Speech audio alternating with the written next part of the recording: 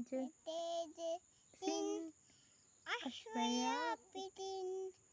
ආවුතින් එයා මං අඬාවිදෝ පුංචි නංගයා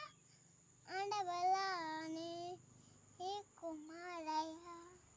එක්කලා ඉතින් අක්කේ අක්කා යන්න